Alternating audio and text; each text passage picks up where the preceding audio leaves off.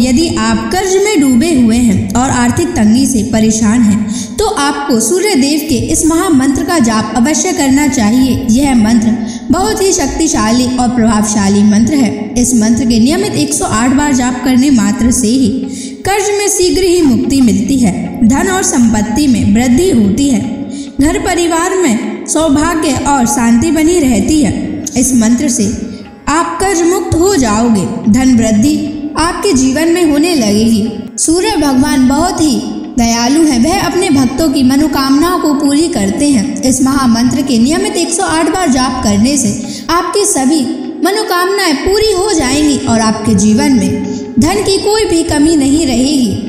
आप अपने जीवन में उन्नति प्राप्त करेंगे, आपको हमेशा सफलता ही प्राप्त होगी। इसलिए प्यारे भक्तों, इस मंत्र को साधारण समझने की गलती बिल्कुल भी ना करें।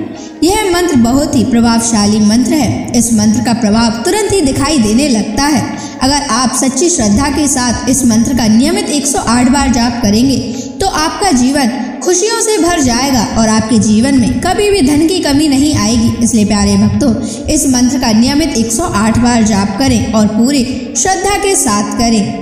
अगर आप सूर्य देव का आशीर्वाद प्राप्त करना चाहते हैं तो इस वीडियो को लाइक और चैनल को सब्सक्राइब जरूर कर दीजिए और कमेंट बॉक्स में जय सूर्य देव अवश्य लिख दीजिए। तो चलिए भक्तों, मंत्र का जाप करना प्रारंभ करते हैं। ओम ह्रीं श्रीं सूर्याय सहस्त्र तेजसे महाधनप्रदायकाय नमः।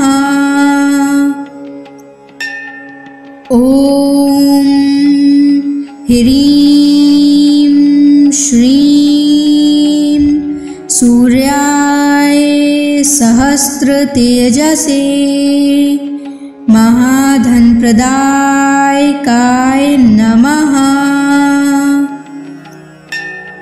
ओम ह्रीं श्रीं सूर्याय सहस्त्र तेजसे महाधनप्रदायकाय नमः। ओम ह्रीं श्रीं सूर्याय सहस्त्र तेजसे महाधनप्रदायकाय नमः। ओम ह्रीं श्रीं सूर्याय सहस्त्र तेजसे महाधनप्रदायकाय नमः। ओम ह्रीं श्रीं सूर्याय सहस्त्र तेजसे महाधनप्रदायकाय नमः। ओम ह्रीं श्रीं सूर्याय सहस्त्र तेजसे महाधनप्रदायकाय नमः। ओम ह्रीं श्रीं सूर्याय सहस्त्र तेजसे महाधनप्रदायकाय नमः। ओम ह्रीं श्रीं सूर्याय सहस्त्र तेजसे महाधनप्रदायकाय नमः। ओम ह्रीं श्रीं सूर्याय सहस्त्र तेजसे महाधनप्रदायकाय नमः। ॐ ह्रीं श्रीं सूर्याय सहस्रतेजसे महाधनप्रदायकाय नमः। ॐ ह्रीं श्रीं सूर्याय सहस्रतेजसे महाधनप्रदायकाय नमः। ॐ ह्रीं श्रीं सूर्याय सहस्रतेजसे महाधनप्रदायकाय नमः। ॐ ह्रीं श्रीं सूर्याय सहस्रतेजसे महाधनप्रदायकाय नमः। ॐ ह्रीं श्रीं सूर्याय सहस्रतेजसे महाधनप्रदायकाय नमः। ॐ ह्रीं श्रीं सूर्याय सहस्रतेजसे महाधनप्रदायकाय नमः। ॐ ह्रीं श्रीं सूर्याय सहस्रतेजसे महाधनप्रदायकाय नमः। ॐ ह्रीं श्रीं सूर्याय सहस्रतेजसे महाधनप्रदायकाय नमः।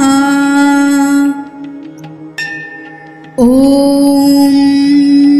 ह्रीं श्रीं सूर्याय सहस्रतेजसे महाधनप्रदायकाय नमः। ॐ ह्रीं श्रीं सूर्याय सहस्रतेजसे महाधनप्रदायकाय नमः। ॐ ह्रीं श्रीं सूर्याय सहस्रतेजसे महाधनप्रदायकाय नमः। ॐ ह्रीं श्रीं सूर्याय सहस्रतेजसे महाधनप्रदायकाय नमः। ॐ ह्रीं श्रीं सूर्याय सहस्रतेजसे महाधनप्रदायकाय नमः। ॐ ह्रीं श्रीं सूर्याय सहस्रतेजसे महाधनप्रदायकाय नमः। ॐ ह्रीं श्रीं सूर्याय सहस्रतेजसे महाधनप्रदायकाय नमः। ॐ ह्रीं श्रीं सूर्याय सहस्रतेजसे महाधनप्रदायकाय नमः। ॐ ह्रीं श्रीं सूर्याय सहस्रतेजसे महाधनप्रदायकाय नमः। ॐ ह्रीं श्रीं सूर्याय सहस्रतेजसे महाधनप्रदायकाय नमः। ॐ ह्रीं श्रीं सूर्याय सहस्रतेजसे महाधनप्रदायकाय नमः। ॐ ह्रीं श्रीं सूर्याय सहस्रतेजसे महाधनप्रदायकाय नमः। ॐ ह्रीं श्रीं सूर्याय सहस्रतेजसे महाधनप्रदायकाय नमः। ॐ ह्रीं श्रीं सूर्याय सहस्रतेजसे महाधनप्रदायकाय नमः। ॐ ह्रीं श्रीं सूर्याय सहस्रतेजसे महाधनप्रदायकाय नमः। ॐ ह्रीं श्रीं सूर्याय सहस्रतेजसे महाधनप्रदायकाय नमः। ॐ ह्रीं श्रीं सूर्याय सहस्रतेजसे महाधनप्रदायकाय नमः। ॐ ह्रीं श्रीं सूर्याय सहस्रतेजसे महाधनप्रदायकाय नमः। ॐ ह्रीं श्रीं सूर्याय सहस्रतेजसे महाधनप्रदायकाय नमः। ॐ ह्रीं श्रीं सूर्याय सहस्रतेजसे महाधनप्रदायकाय नमः। ॐ ह्रीं श्रीं सूर्याय सहस्रतेजसे महाधनप्रदायकाय नमः। ॐ ह्रीं श्रीं सूर्याय सहस्रतेजसे महाधनप्रदायकाय नमः। ॐ ह्रीं श्रीं सूर्याय सहस्रतेजसे महाधनप्रदायकाय नमः। ॐ ह्रीं श्रीं सूर्याय सहस्रतेजसे महाधनप्रदायकाय नमः। ॐ ह्रीं श्रीं सूर्याय सहस्रतेजसे महाधनप्रदायकाय नमः। ॐ ह्रीं श्रीं सूर्याय सहस्रतेजसे महाधनप्रदायकाय नमः। ॐ ह्रीं श्रीं सूर्याय सहस्रतेजसे महाधनप्रदायकाय नमः। ॐ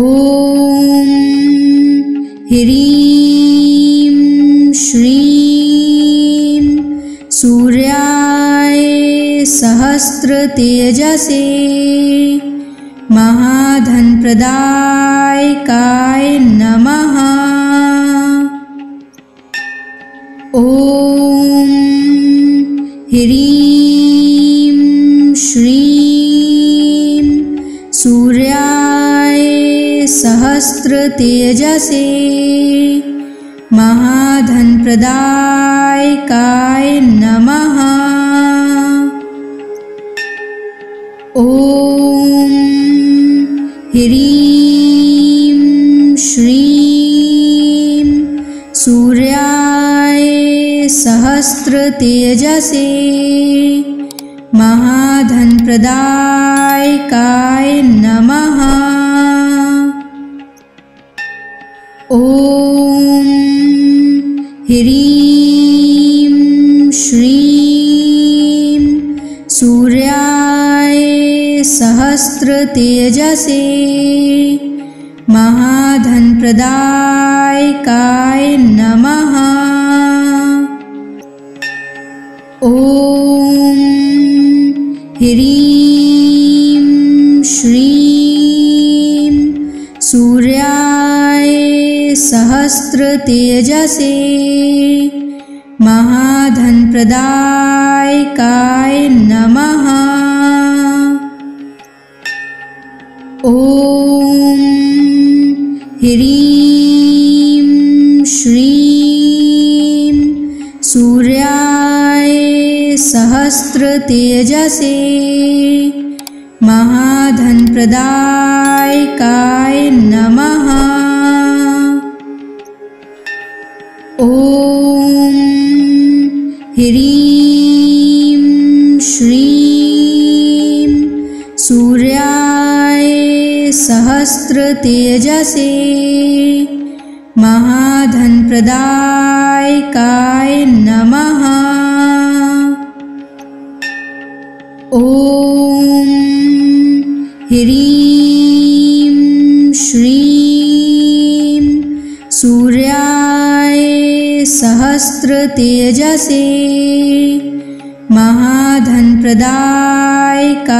नमः।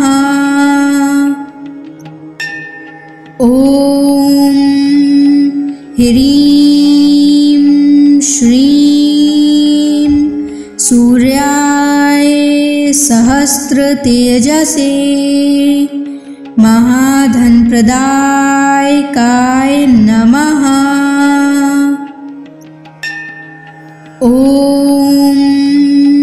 ह्रीं श्रीं सूर्याय सहस्रतेजसे महाधनप्रदायकाय नमः। ॐ ह्रीं श्रीं सूर्याय सहस्रतेजसे महाधनप्रदायकाय नमः। ॐ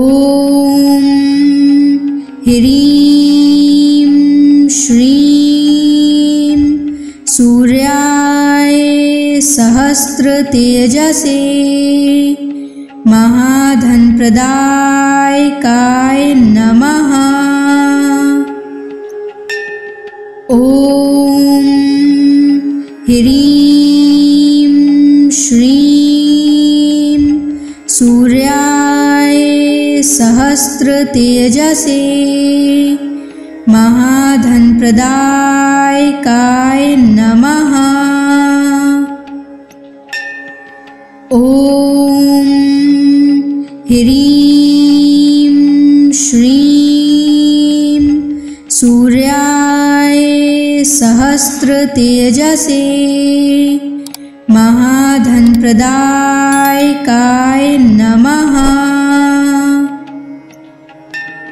ॐ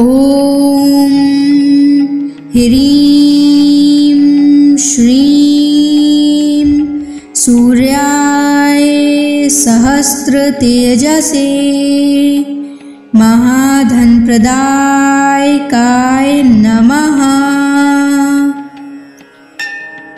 ॐ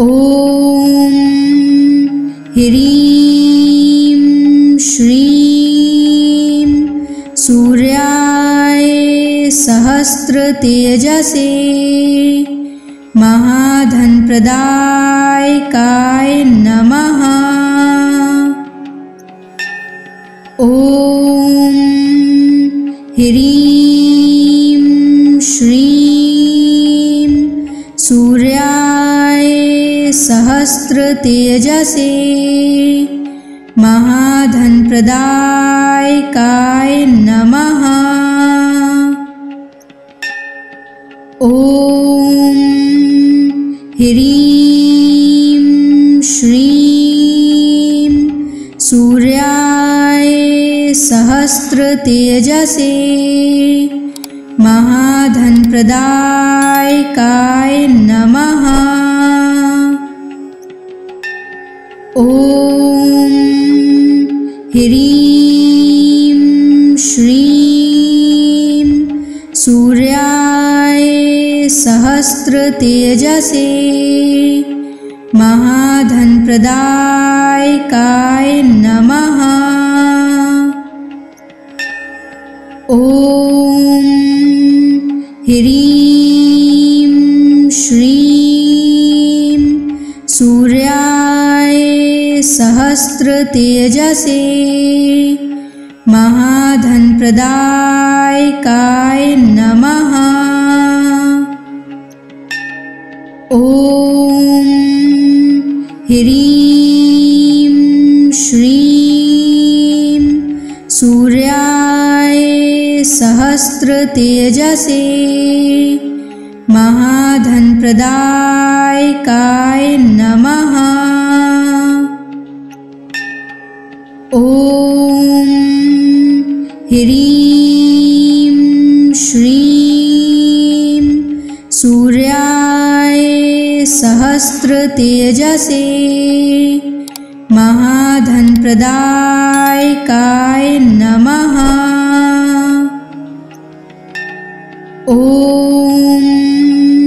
ह्रीं श्रीं सूर्याय सहस्रतेजसे महाधनप्रदायकाय नमः।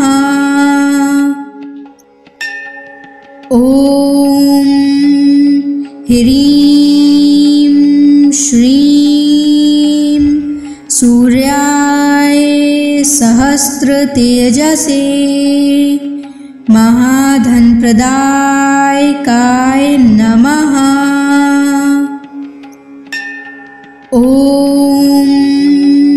ह्रीं श्रीं सूर्याय सहस्रतेजसे महाधनप्रदायकाय नमः। ॐ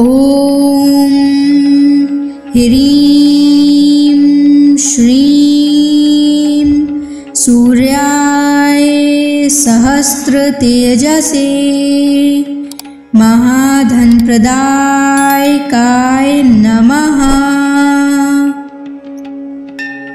ॐ ह्रीं श्रीं सूर्याय सहस्रतेजसे महाधनप्रदायकाय नमः। ॐ ह्रीं श्रीं सूर्याय सहस्रतेजसे महाधनप्रदायकाय नमः। ॐ ह्रीं श्रीं सूर्याय सहस्रतेजसे महाधनप्रदायकाय नमः। ॐ ह्रीं श्रीं सूर्याय सहस्रतेजसे महाधनप्रदायकाय नमः। ॐ ह्रीं श्रीं सूर्याय सहस्रतेजसे महाधनप्रदायकाय नमः। ॐ ह्रीं श्रीं सूर्याय सहस्रतेजसे महाधनप्रदायकाय नमः। ॐ ह्रीं श्रीं सूर्याय सहस्रतेजसे महाधनप्रदायकाय नमः। ॐ ह्रीं श्रीं सूर्याय सहस्रतेजसे महाधनप्रदायकाय नमः। ॐ ह्रीं श्रीं सूर्याय सहस्रतेजसे महाधनप्रदायकाय नमः। ॐ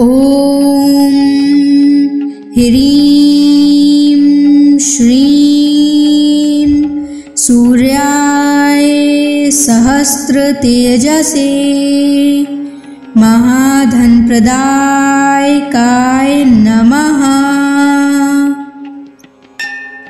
ॐ ह्रीं श्रीं सूर्याय सहस्रतेजसे महाधनप्रदायकाय नमः।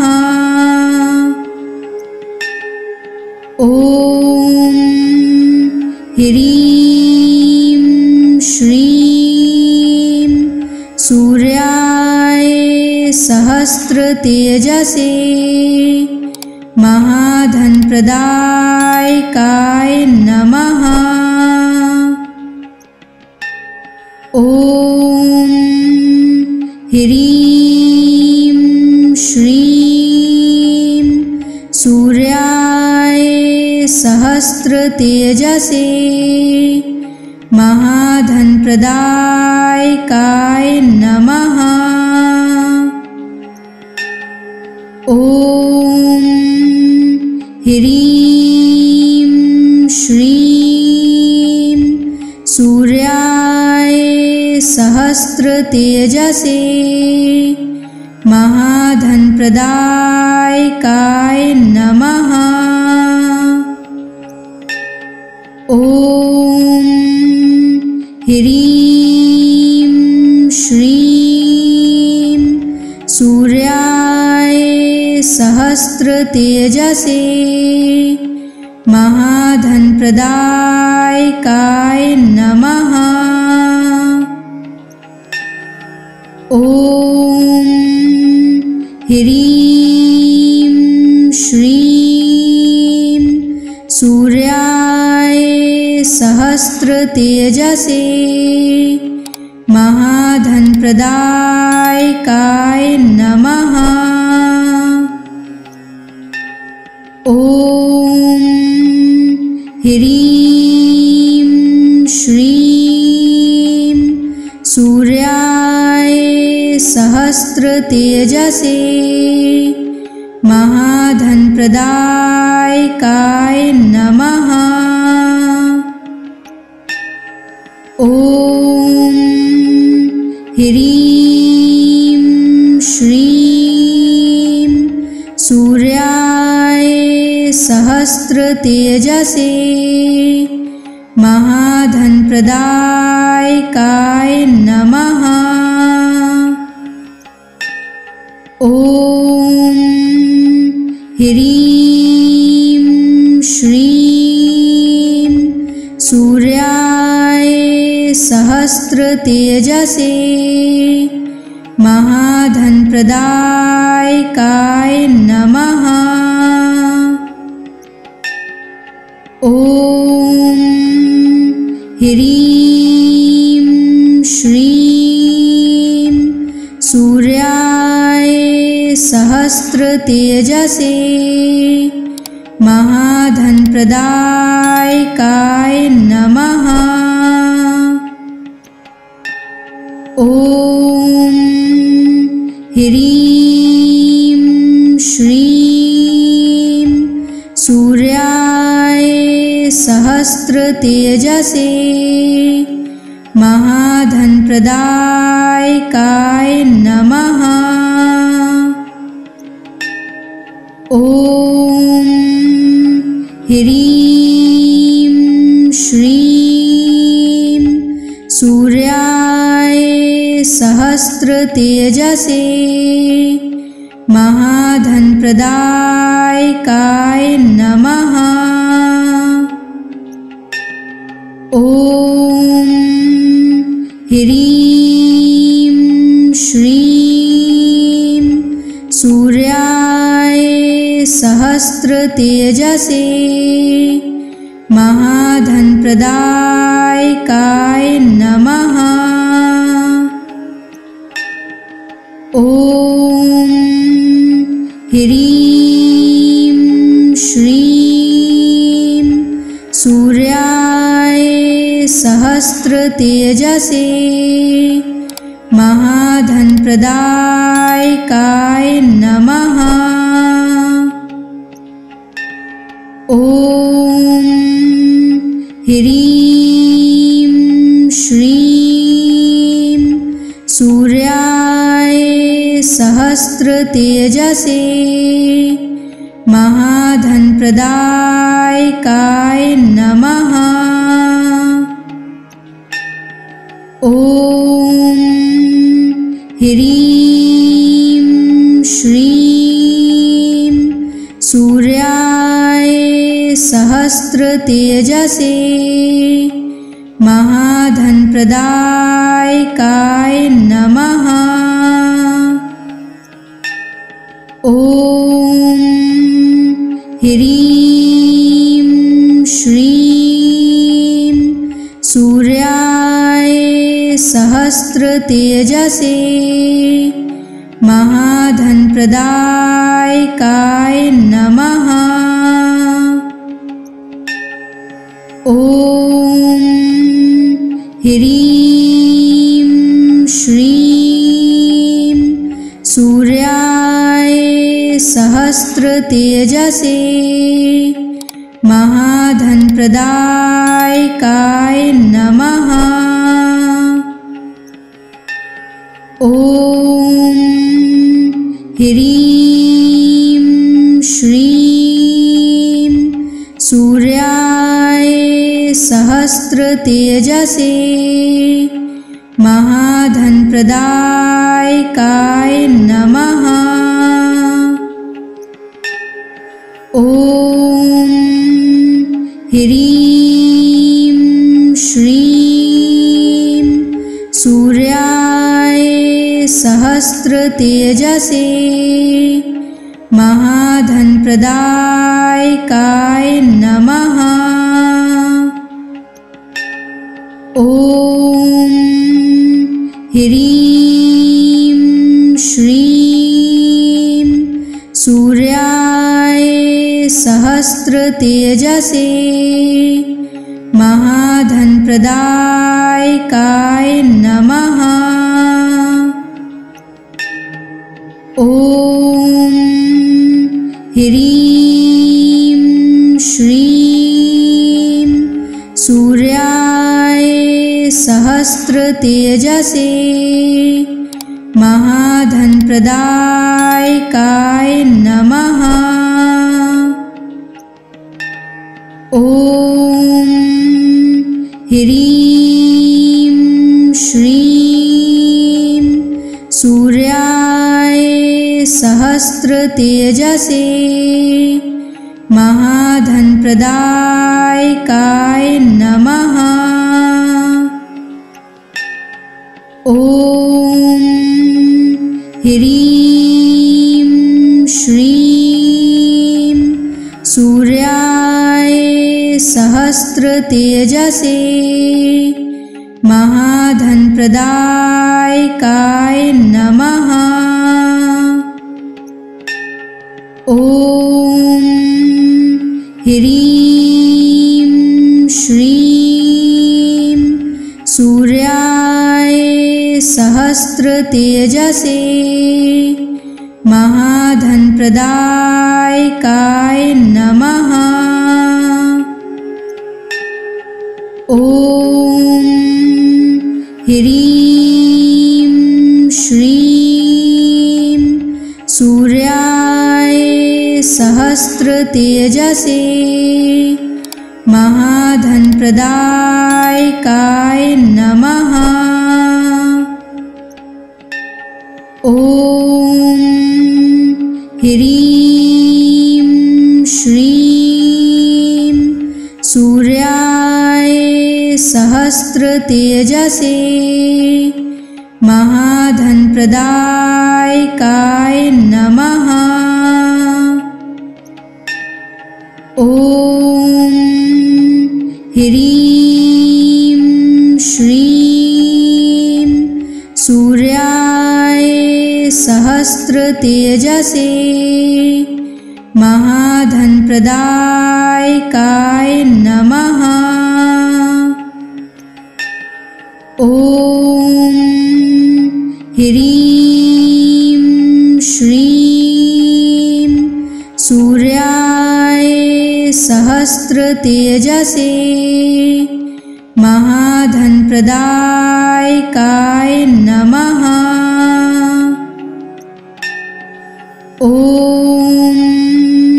ह्रीं श्रीं सूर्याय सहस्रतेजसे महाधनप्रदायकाय नमः।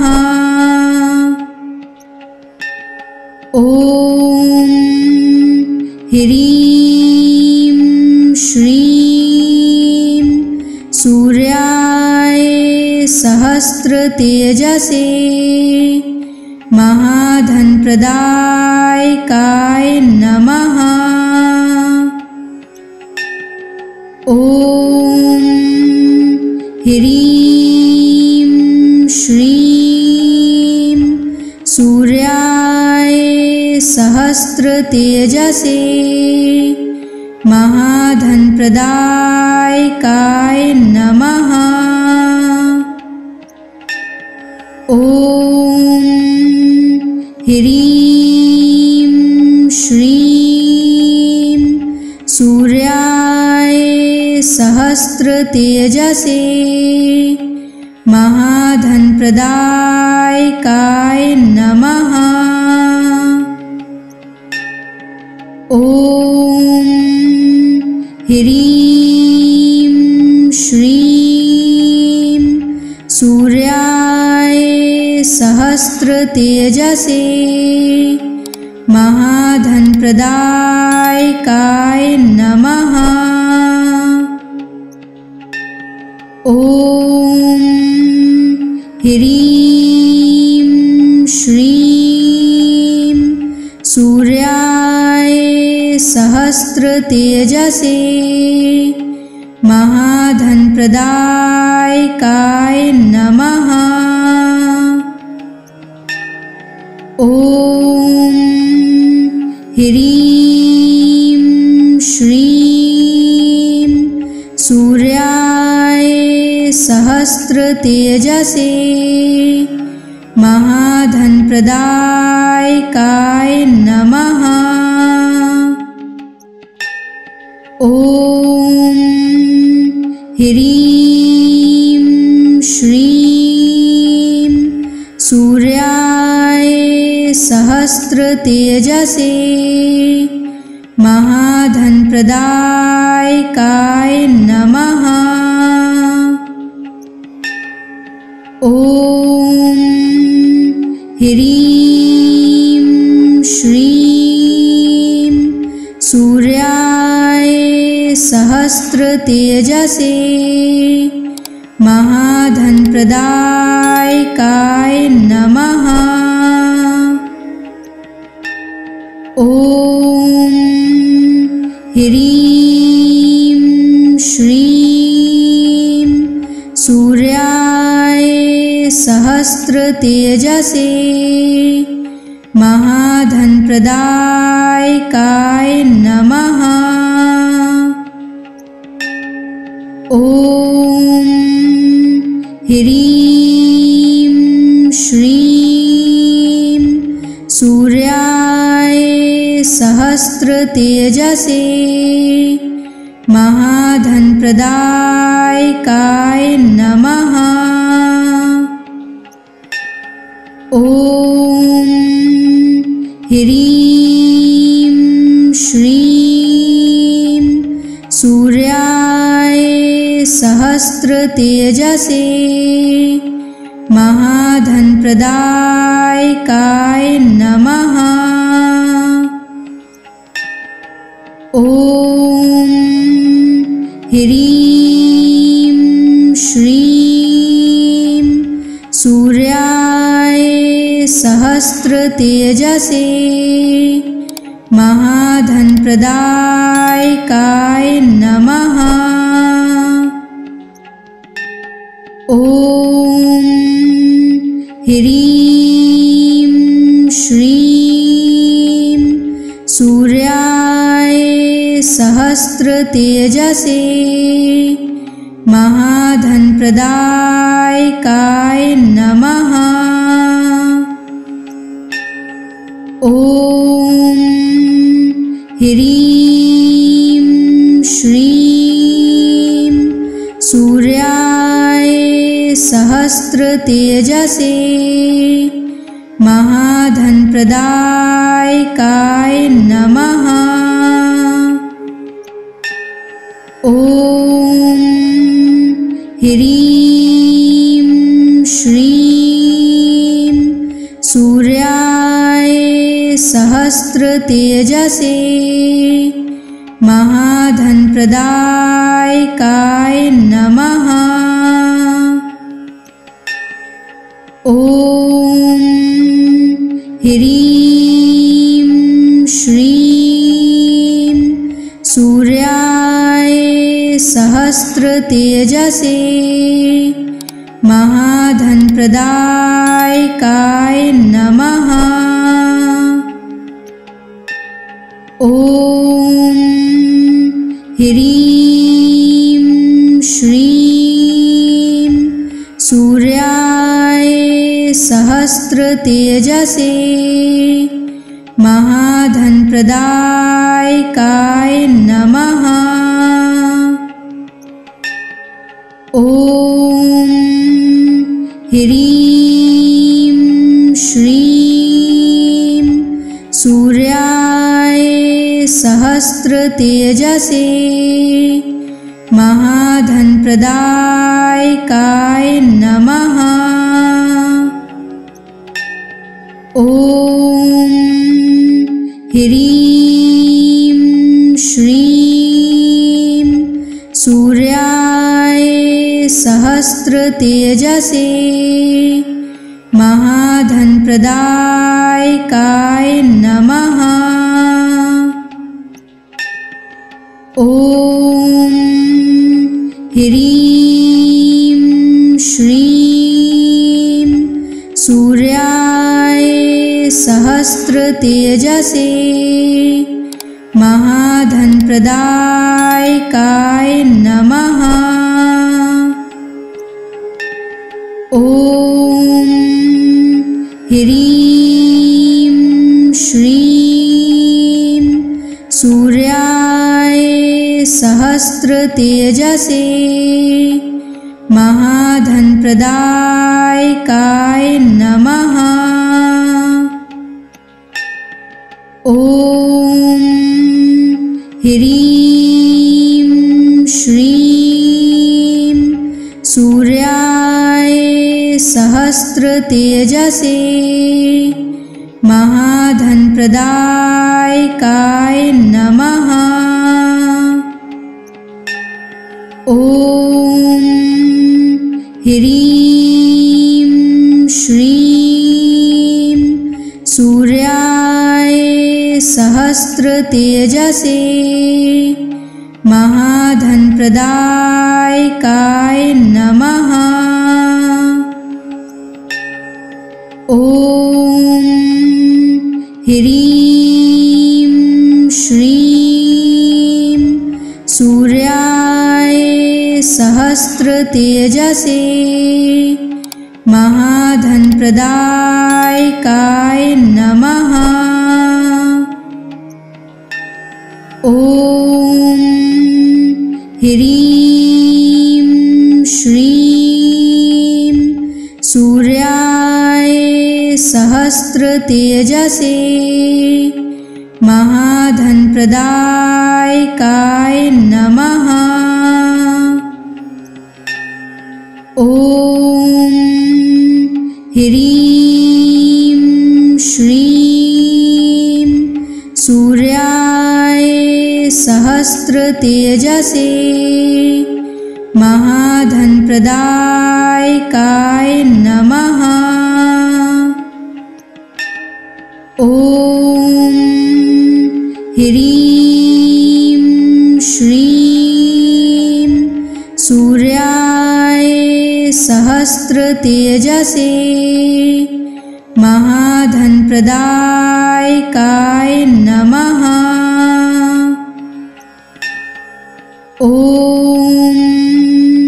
ह्रीं श्रीं सूर्याय सहस्रतेजसे महाधनप्रदायकाय नमः।